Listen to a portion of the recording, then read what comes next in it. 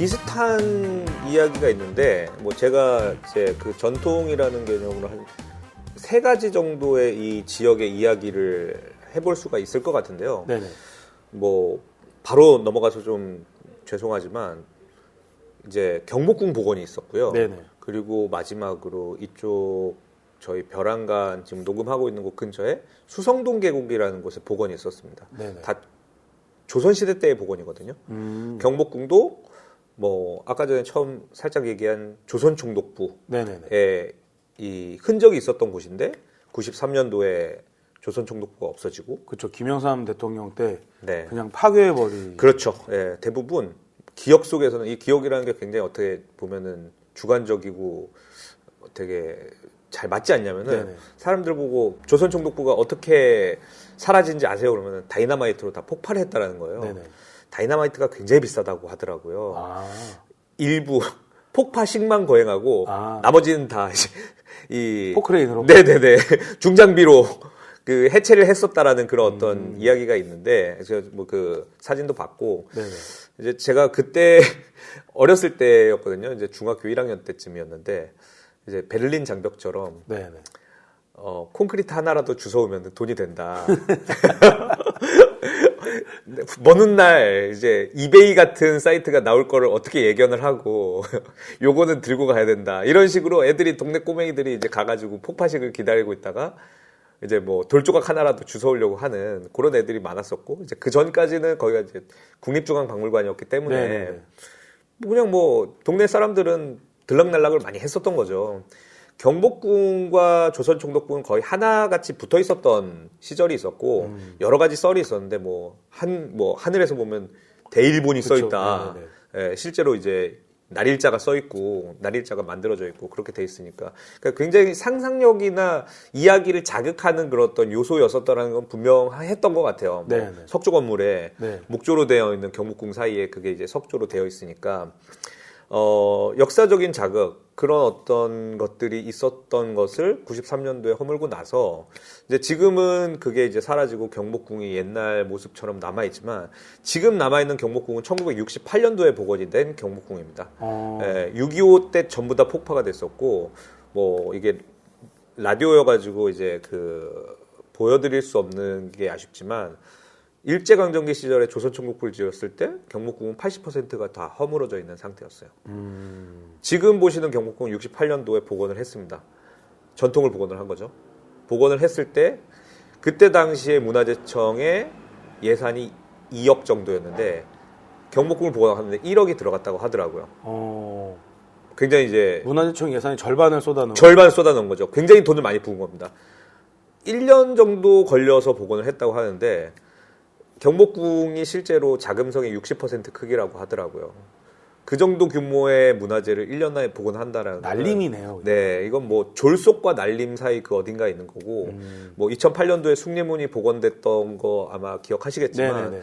그때 당시에 대목장이라고 불렸었던 신흥수라는 사람이 잡혀갔습니다. 근데 왜 그랬냐면은 거기에 써야 되는 소나무를 자기 창고에 있는 거랑 이렇게 바꿔치기를 해가지고 단청기 숙자가 또 몇 억을 빼돌렸다라는 거를 또 신문으로 보신 분들도 계실 거고 이 문화재 복원이라는 게 굉장히 사실 전문가적인 개념으로만 이게 알 수 있는 부분이기 때문에 이게 굉장히 허점이 많고 이제 그런 것들을 충분하게 고증을 거치면서 하지 않으면은 시간이 굉장히 오래 걸릴 수밖에 없는 작업인데 우리는 뭐 되게 빨리 이제 대충 그리고 날림식으로 많이 복원되는 것들을 현장에서 많이 볼 수가 있고 그때 당시에 경복궁도 그런 식으로 복원이 됐다라는 거죠. 뭐 2008년도 숭례문이 그렇게 된 것처럼.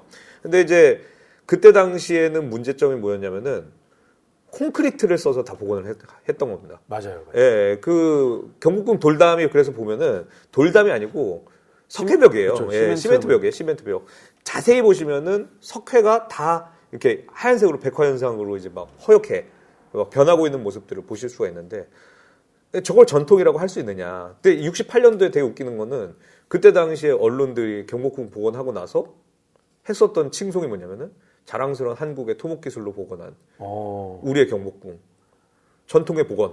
말이 안 되죠. 토목기술로 복원한다는 게 말이 안 되죠. 그러니까 우리나라가 그때 당시에 문화재 그런 어떤 시각이 굉장히 얕은 편이었었고 이렇게 하면은 세계에서 먹힐 거라고 생각하고 빨리 그렇게 복원을 하는 것이 중요하다라고 생각을 했었던 것 같은데 유네스코에서는 인정 못한다. 이거는 문화재가 아니다. 이거는 레플리카에 불과하다라고 이제 말을 한 거에 대해서 충격을 받은 거죠. 그 당시의 로컬의 시각이 글로벌을 못 맞췄었던 그런 시각이었었는데 이제 그 흔적이 아직도 그대로 남아 있는 거거든요. 근데 그때 그런 흔적에서 조선 총독부만 없앴다고 전통이 되었느냐?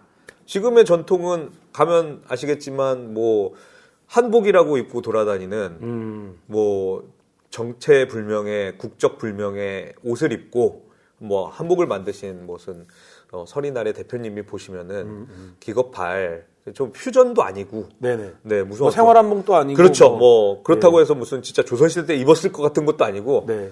나이키 신발에다가 안에 와이어가 있는 그런 치마 저고리를 입고 뭐 굉장히 이제 뭐 국적 불명의 네네. 그런 어떤 형태로 저게 이제 사진을 찍고 있다라고 하는데 한복만 문제가 있는 게 아니라 궁까지도 문제라는 거죠. 궁도 뭐 콘크리트로 복원한. 네네. 그러니까 굉장히 그런 가짜적인 이 문화의 어떤 복원 속에서 우리가 전통이라고 느끼는 것들이 저렇게 착각 속에 있다라면은 저거를 우리가 전통의 복원이라고 진정하게 얘기를 할 수 있을 것인가? 사실 그 경복궁의 부속 건물들 여러 전각들에 대한 자료가 많이 부족하고 그렇죠. 네. 그러니까 지금도 보면 일종의 나중에 복원 자료가 남은 그 부지를 확보해 놓은 수준으로 복원이 된 것 이런 것들이 있는데 네. 차라리 모르면 모르는 대로 여기에 뭐가 그렇죠. 있었던 터다 이렇게 그렇죠. 남겨놓는 게 네네네. 낫거든요. 지금 뭐 국립고궁박물관, 국립민속박물관 두 개가 이제 그대로 남아 있는데 네.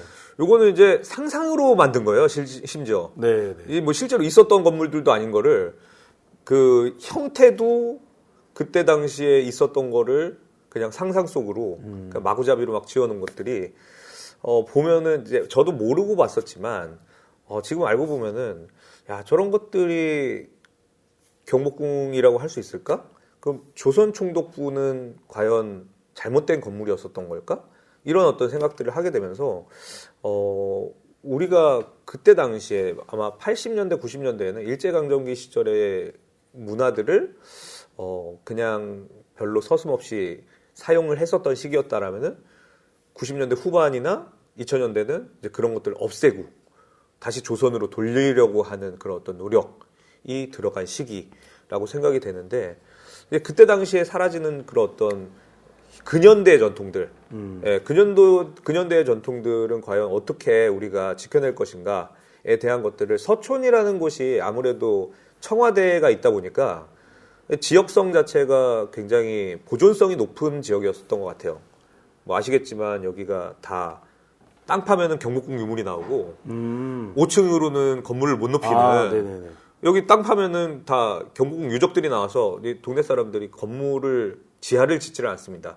뭐 물론 썰 중에 하나는 이 땅굴을 파기 때문에 이 그 안기부 의원들이 감시한다. 감시를 한다라는 설이 있지만 청와대까지 파고 들어올 수 그렇죠. 있으니까. 실제로는 여기 경복궁 유물이 나와서 이제 유물이 나오면은 공사의 기간 연장은 그렇죠. 네. 모든 부담은 건물주가 하는 거거든요. 네. 그럼 뭐 문화재청에서 그걸 보전해주지 않아요. 그래서 진짜 엄청난 유물이 나온다. 그러면은 이제 거기는 국가적인 로또지만 건물주에게는 굉장히 큰 재난과 재앙이 되는 거죠.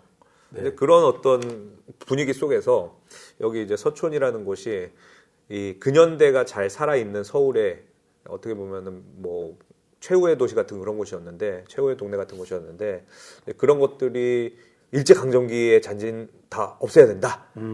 그러면서 허물고 없애고 하는 과정 속에서 그런 논리 속에서 사라지는 그런 전통들이 너무 많았었던 것 같습니다. 경복궁 얘기해 주시니까는 진짜 로컬 중에 로컬 얘기를 하는 것 같은 그런 기분이 드네요. 네, 그렇네요. 올해가 흥선대원군의 경복궁 중건 152주년입니다.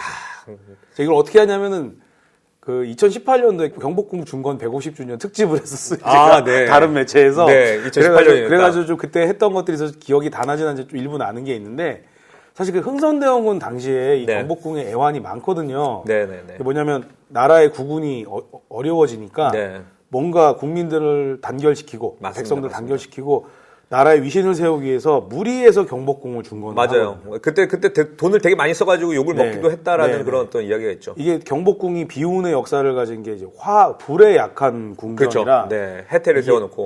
태종 때부터 불이 나가지고 맞습니다. 예. 그래서 이제 태종이 창덕궁 이걸 이제 그렇죠. 건축을 하고 그쪽에서 머물고 그랬었던 거였거든요. 맞아요. 네. 그러다가 이제 또 중건을 겨우 해놨더니 선조 때 임진왜란 때 이제 임진왜란 다 나서. 유실되고 그래서 거의 뭐 반폐허 상태로 그렇죠. 있고 네. 궁궐이 안 좋아지니까 무너지고 있던 경복궁의 자재들을 가져다가 다른 궁궐을 보수한 데 썼단 말이에요. 맞아요. 그래서 이게 이 넓은 궁터가 이게 좀 방치되고 있다가 네. 흥성대원군 때 와서 나라의 위신을 세우겠다고 해서 짓게 맞습니다. 되면서 네. 사실은 확장하게 되거든요. 경복궁 원래 경복궁보다 더 크게 하자. 네. 그래서 확장을 하게 됐고 또 그 중건 과정에서 또 한 번 화재가 원인 모를 화재가 일어나서 싹 다 타버리고 그래서 경복궁 하면은 이제 우리나라 이제 역사 조선 후기 역사에 두 가지가 등장을 하는데요. 첫 번째는 대중 문화, 그 하나는 이제 경제를 흔들어 놓은 것 중에 당백전이라고 등장하고 원납전이라고 등장하는데 이게 경복궁 중건을 하기 위해서 일종의 헌금을 받거든요. 네네네. 그래서 헌금을 내면 면천을 시켜주는 거예요. 어. 양반으로 이렇게 만들어주기도 하고 그래서 네. 이게 원에서 납부한 데서 원납전인데 원망하면 납부. 매관매직을 했군요. 네, 그렇게 된 거예요. 그러니까 신분제가 파괴가 되고 갑자기 화폐가 막 풀리니까 인플레이션이 일어나고 경제가 엉망이 되고 나라 그 신분제 사회가 막 이제 막 엉망진창이 되는 무리한 사업을 한 거죠. 그런 상황이 났고요. 네. 그 다음에 당시의 백성들은 나라를 위한 부역에 종사해야 되다 보니까 네. 인건비를 받는 게 아니라 그냥 끌려 나와서 경복궁 중건 작업을 해야 되는 거예요. 네. 무려 3년을 했으니까. 아유. 노예네, 노예. 네, 그래서 요즘 보면은 이제 경복궁 타령 이제 유튜브에 검색하면 국악소녀 송소희의 노래로 뭐 방문을 열고 파루를 치니 뭐 이 흥겨운 가락으로 나와요. 네. 근데 대부분 저희가 국악 한마당 이런 방송을 보거나 새해가 되면 이제 타종 뭐 의식 끝나면 이 노래를 듣게 되잖아요. 이 민요를. 근데 이게 1절, 2절만 하는데 이게 5절, 7절인가 8절 가면은 반전이 있군요. 예, 반전이 나와요. 네. 야 이거 공사 감독하는 놈 뇌물 받고 누구는 일 빼주고 네. 막못 살겠다 뭐 힘들다 이 내용이 7, 8절쯤까지 나오고 거기까지 들어야 되는데. 네. 아, 거기까지 이제 가사만 남아있고 부르는 걸 본 적이 없어요. 네네. 1절, 2절은 이제 노동요로 이렇게 잘 보이기 위해서 부르다가 네. 이제 관리 감독관이 없어 7절, 8절로 네. 넘어가는 거예요. 빨리빨리 빠지는 사람들을 네. 이제 가고 난 다음에 이제 하고 그죠. 싶은 말 하는 거죠. 이제 그때부터 이제 저희 뭐 힙합처럼 디스하고 욕하고 막 뭐 네. 나라 이따위로 운영할 거냐 막 이런 식의 이제 내용으로 나오고 그 경복궁 타령 안에도 원납전이나 신분제도의 이 혼란 이런 것들에 이제 대한 내용들이 이제 들어가 있거든요. 네. 자 그러면은 이제 경복궁 얘기를 하면서 제가 경복궁 에피소드를 통해서 지금 우리가 알고 있는 경복궁이 그 경복궁이 아닙니다라는 말씀을 드린단 말이죠. 네네네. 이게 태조가 조선 왕조를 창건했을 때 만들었던 경복궁이 아닙니다. 사람들이 그렇게 생각을 하세요. 네, 절대 아닙니다. 태종 네. 때 불에 타서 그 다음에 네. 만들어진 경복궁도 아닙니다. 네. 그다음에 선조 때 임진왜란 불탄 그 경복궁도 아닙니다. 네. 그리고 이제 흥선대원군이 만들었던 그 경복궁도 아닌 거죠. 경복궁의 일부는 지금 심지어 보도블록이 깔려 있어요. 아, 그리고 경복궁 후원에는 이승만이 만들어 놓은 궁전도 있고, 예, 궁전의 부속 건물로 이제 그 이승만 대통령이 만들어 놨던 그런 것들도 있거든요. 네. 그러면은 우리가 이제 역사적, 문화적 원형, 전통의 원형으로서의 경복궁은 이미 존재하지 않는다라는 게 되거든요. 네. 그럼 이렇게 되면은 역사 속에서 이런 내용들을 가지고 가게 되면 이게 철학적 화두가 되는 거예요. 네. 도대체 전통은 뭔데? 그러면 이제 제가 권지공 대표님이 말했던 전통의 의미가 뭐냐? 30년 전통의 국밥이라고 그러면 그 전통을 30년 동안 국밥을 끓여서 그 국밥집 사장님이 만든 전통인 거지 이게 조선왕조 500년, 고려왕조 500년을 거쳐왔던 그런 전통적인 국밥이냐 네. 500년 전, 1000년 전 먹었던 국밥과 똑같은 국밥이냐에 대한 의문을 제기해 볼 수 있다는 거죠.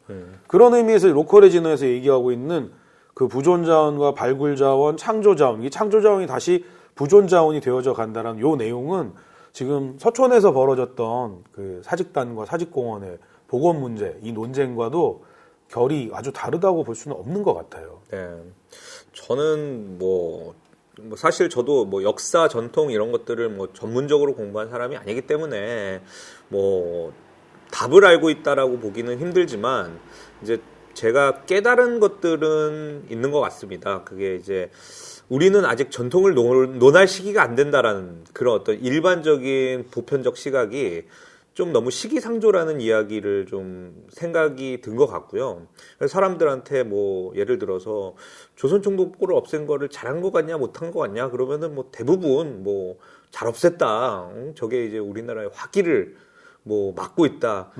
이 정도가 전통의 그런 어떤 일반적인 그냥 인식 수준이거든요. 근데 그게 무슨 뭐 진짜 풍수지리적으로 뭐 근거가 있는 말도 아니고 어떤 그 주워서 이렇게 뭐 들은 뭐 넘겨서 들은 이런 정도의 수준으로 우리가 이 사회 현상이나 어떤 전통적인 그런 어떤 가치들을 파악을 하고 분석을 하고 판단을 내리는 그런 어떤 부분에 있지 않나라는 생각이 들어가지고 저 역시도 마찬가지로 뭐 경복궁 외에는 뭐 다른 부분들에 대해서 알지 못하는 것에 대해서 저게 전통이죠. 뭐 저건 전통이 아니에요. 이런 식으로 판단을 내릴 수 없는 그런 뭐 입장에 있지 않나라는 생각이 드는 것 같습니다. 좀 더 그래서 우리가 보편적으로 그런 것들에 대해서 교육을 받고 또 생각을 해볼 수 있는 여지들이 좀 필요한데 그럴 여지도 없이 뭐 판단을 내려야 되는 상황들이 너무나 많이 벌어지는 것 같고 이제 그런 것들이 그러다 보니까 이제 뭐 충분한 고려가 되지 않는 상태에서 뭐 분열이 되고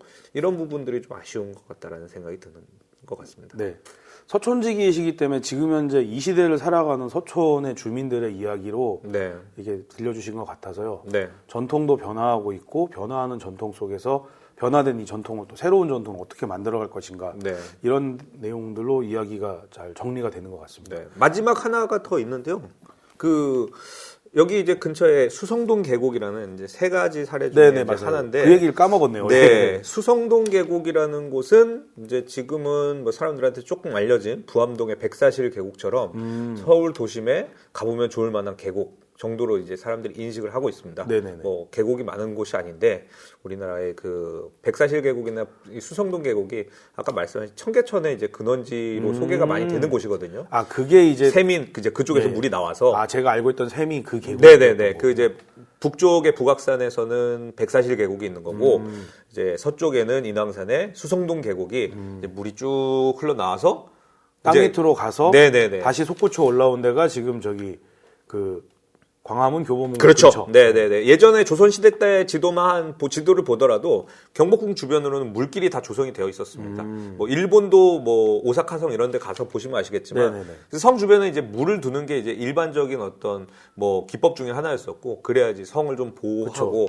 네, 풍수지리상으로도 이제 뭐 배산 임수도 가능하고 하다 보니까 주변에 이제 물을 이렇게 가둬놓는 형태를 많이 뒀었는데 이제 그러다 보니까 이 동네 이름에도 다리 교자가 들어가는 이름이 굉장히 많거든요. 사람들이 뭐 무교동, 뭐 종교교회, 여기 이제 금천교 시장 이런 것들을 네네네. 보면은 아, 교자가 많이 들어가네. 조금만 이제 관심 있게 보시면은 이제 다리가 있다라는 다리라는 이름을 교자였군요. 그렇죠. 네, 사람들이 흔히 여기 이제 학교 할 때 교자인 줄 알았어요, 저는. 광화문에 있는 종교교회라는 교회가 있는데 이제 그 교회를 영어로 릴리전 처치라고 해석을 하시더라고요. 그래서 아, 저기 교회는 뭔데 종교라는 이름을 쓰냐, 너무 대표성을 갖고 있는 거 아니냐 이렇게 얘기를 많이 오해를 하시던데 아, 이게 종교라는 예, 다리가 마칠 있었던 종 이제 끝나는 종교다, 이제 끝나는 다리다라는 뜻의 이제 종교가 있었고 그게 이제 불과 복개를 하기 일제 강점기 시절에 복개하기 전까지도 이제 실제로 있었던 거죠.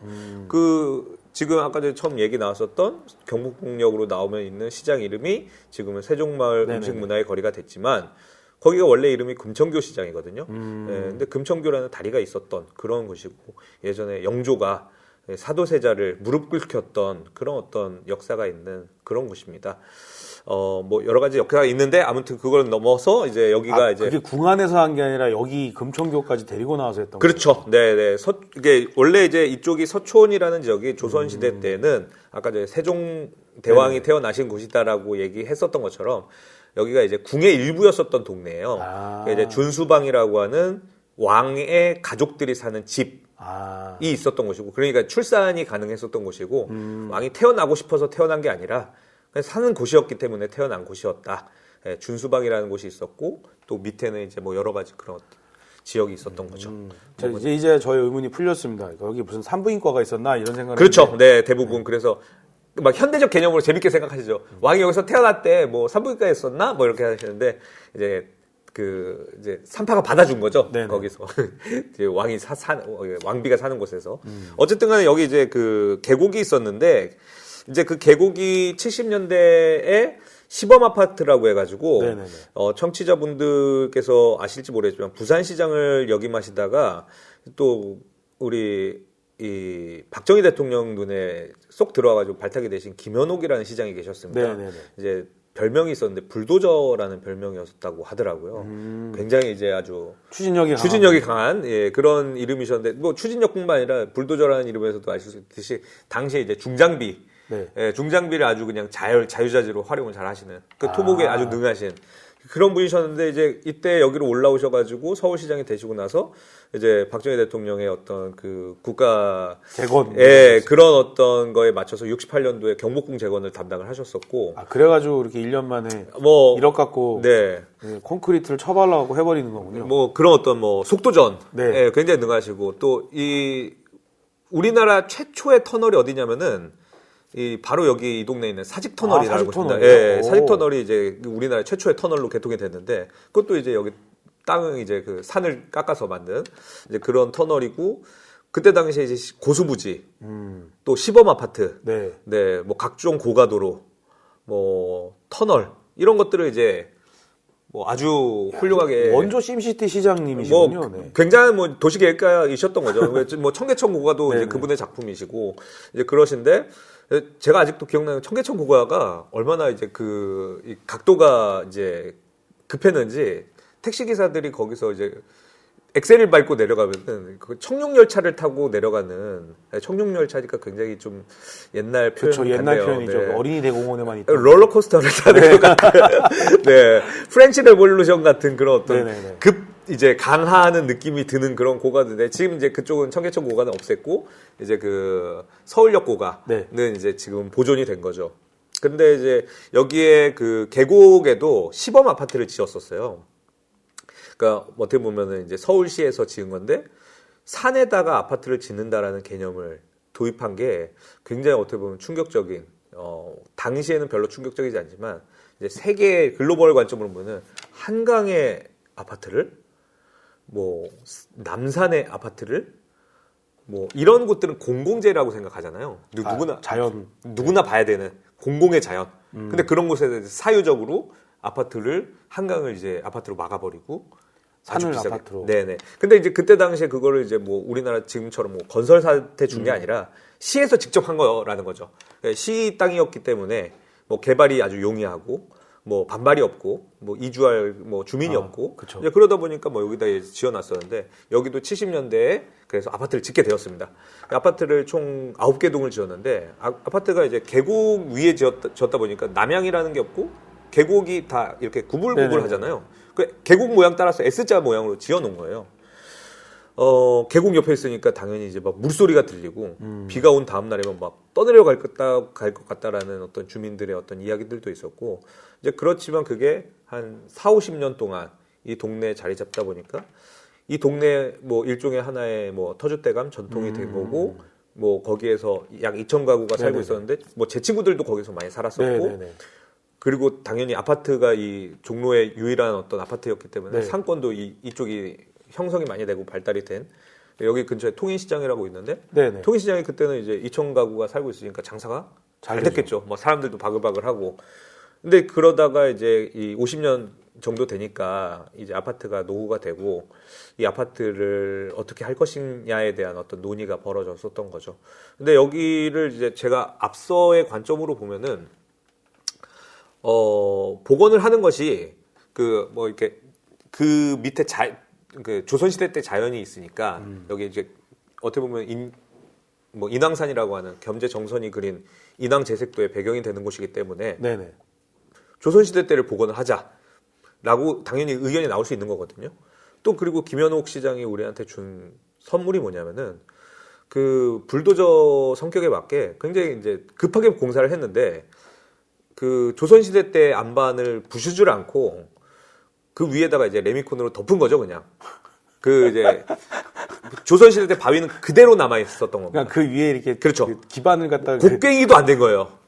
그러니까 뭐 평탄화를 해야 되잖아요. 네네. 근데 평탄화는 하지 않고 옛날 아파트들 보면 이렇게 비스듬하게 지어놓은 아파트가 네네네네네. 있습니다. 그러니까 이제 지하와 1층이 그쵸. 약간 애매해지는. 네, 그래서 여기로 들어가면은 1층인데 이쪽으로 가면 2층이고, 2층, 예, 예. 그렇게 되는 거죠. 이제 그런 개념의 아파트였기 때문에 이제 김현욱 시장이 한 50년을 내다보고 이건 박정희가 시켜서 내가 그냥 비록 하지만 50년 뒤에 지역 사람들에게 선물을 줘야지 하듯이 이제 밑에다가 조선시대 때 안반을 숨겨놓은 거. 그러면 그걸 헐어내면 다시 살아날 수 그죠. 예, 그게 이제 조사가 된 거죠. 그렇기 때문에 이거는 인위적인 복원이 아니었었다라는 겁니다. 그러니까 물론 아쉬운 점은 9개의 동을 전부 다 없앴어요. 예. 한 개 동이라도 저는 남겨놓는 것이 뭐 들어보셨는지 모르겠지만 안녕 주공 아파트 둔촌동에 있는 네네네네. 아파트도 전통이 될 수 있다. 아파트에도 문화가 있다. 사람들이 살았었던 곳에 흔적이 있다라는 것을 보여주는 게 굉장히 중요한데 이것도 또 조선시대 논리로 가다 보니까 이거는 이제 조선시대 때 정체성은 분명히 있는 곳이었는데 그 억지 복원은 아니었지만 또 그러다 보니까 근현대가 사라진 그런 케이스가 됐습니다. 그래서 저는 복원은 잘 되었지만 복원은 굉장히 잘 해놨거든요.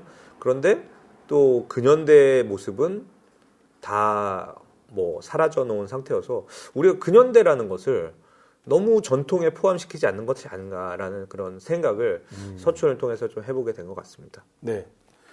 오늘 긴 시간 저와 대담을 하셨는데요. 죄송합니다. 아니요, 뭘 죄송해 하십니까? 네. 보통 저희 팟캐스트 하면은 좀 중간에 좀 말랑말랑한 이야기, 재밌는 그러니까요. 얘기 많이 하는데 오늘 굉장히 좀 무거운 얘기들을 했어요. 네. 근데 이런 이야기 설재호 대표님 아니면 누구랑 제가 얘기를 하겠어요?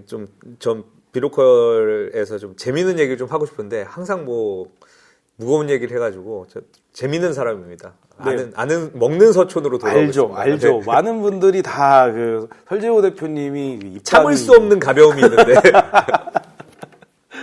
네, 그래서 제가 이렇게 좀 무거울 때도 있다, 네. 묵직할 때도 있다 이런 걸 보여드리고 있는 거예요. 하는 업종이 오락실입니다.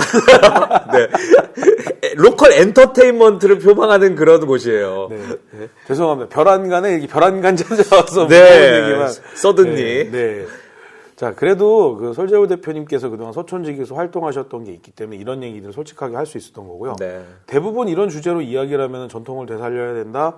그쵸. 그러면서 이제 뭐 사직공원은 사직단으로 가야 되고, 네. 시범 아파트는 시범을 보여줬으니 이제 없어져야 된다. 네. 계곡을 봐야 된다. 이렇게 가는 건데 좀 다른 의미의 얘기를 해주셔서 너무 네. 감사합니다. 네. 이게 왜 저희 로컬 크리에이터들을 위한 로컬 트렌드 미디어 비로컬에서 이런 내용의 이야기를 목소리를 내야 되냐면요.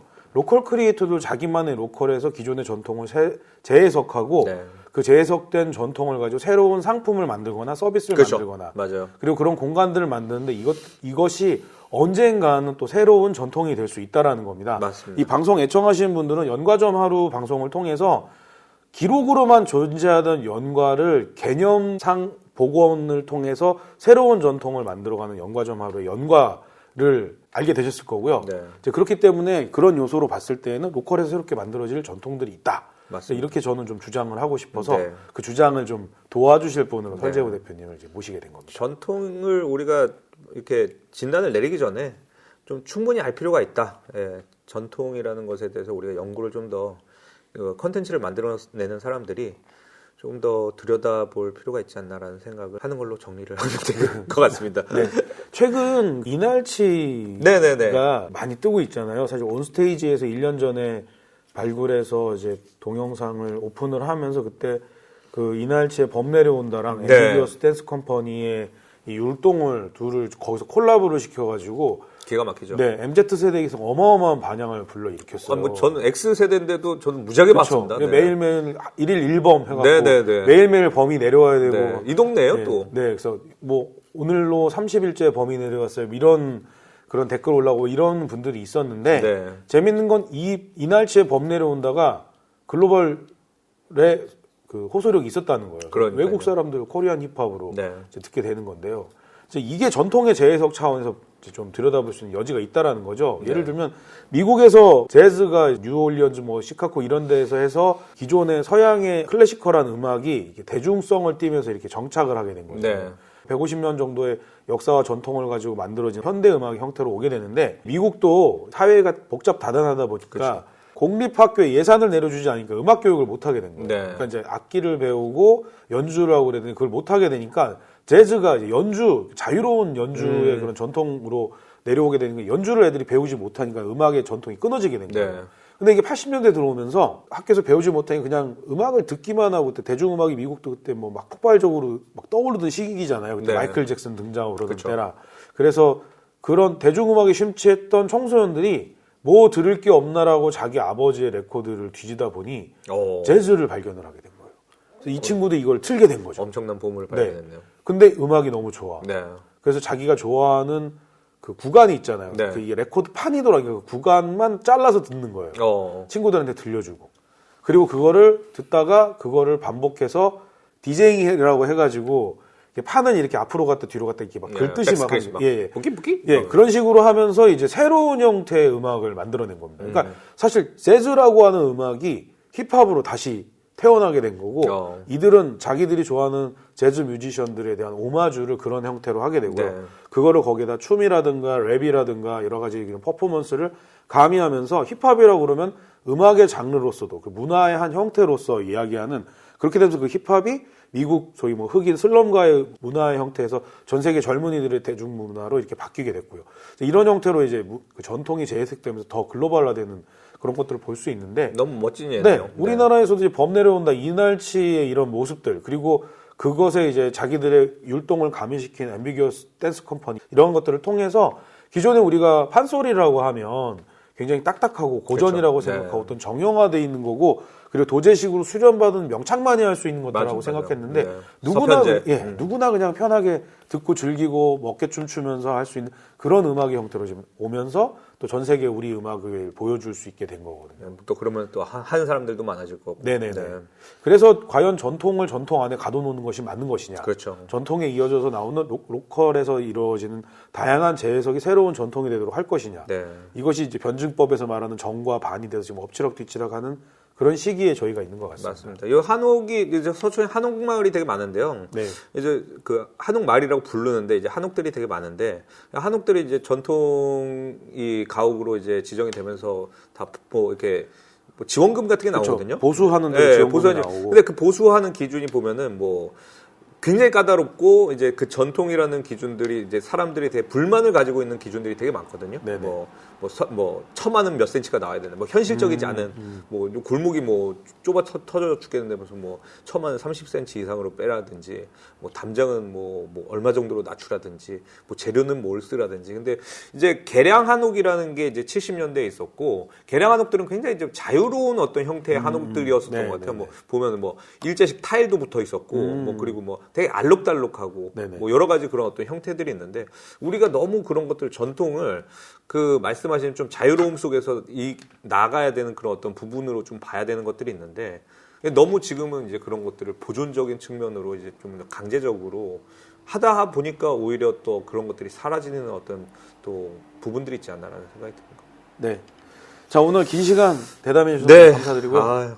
아직 할 얘기는 많지만 네, 벼란간에 네. 벼란간 찾아와서 네, 이런 여러 가지 이야기들 나눴습니다. 서촌에 오시면 더 많은 얘기 들려드리도록 하겠습니다. 네, 다음에 한번 같이 거리를 다니면서 좋죠. 네. 네, 실제로 보면서 네, 듣는 도슨트 투어를 한번 네, 좋을 뭐 듣는 분들도 보시는 것처럼 제가 한번 말씀을 좀 네. 드릴 수 있는 지난번에 저희 뒤에 오셔서 말씀하실 때 20세기 소년과 나. 이거 뭐 한마디도 못했네요. 그러니까 얘기 하나도 못했어요. 우라사와 나오키. 네, 문화적인 이야기는 이제 또 다음 뭐 주제 언제 네. 맞을 때 제가 그 20세기 소년 말씀하셔갖고 검색하다가 네. 우라사와 나오키가 부른 밤레논인가요? 그 뭐. 노래를 유튜브로 이렇게 보게 됐는데요. 뭐 문화적으로 뭐 여러 가지를 하는 그런 어떤 양반이어서 근데 저는 별로였어요. 그 네. 밤레논 어쩌고 뭐 이제 데뷔작인 뭐 댄싱 폴리스맨처럼 뭐 우라사와 나오키가 굉장히 이제 음악적으로 이제 소질이 네, 네. 이제 자기가 취미가 많은 사람이고 우라사와 나오키 영향을 많이 받았었던 것 같아요. 네. 근데 저는 우라사와 나오키 작품 중에는 마스터 키튼이. 마스터 키튼 뭐 최고죠. 네. 네. 마스터 키튼을 최고로 치는 사람들이 이제 진짜 찐팬들이고. 아, 그렇군요. 네네네. 네. 뭐 몬스터 정도 되면 약간 좀 중급. 네. 그리고 뭐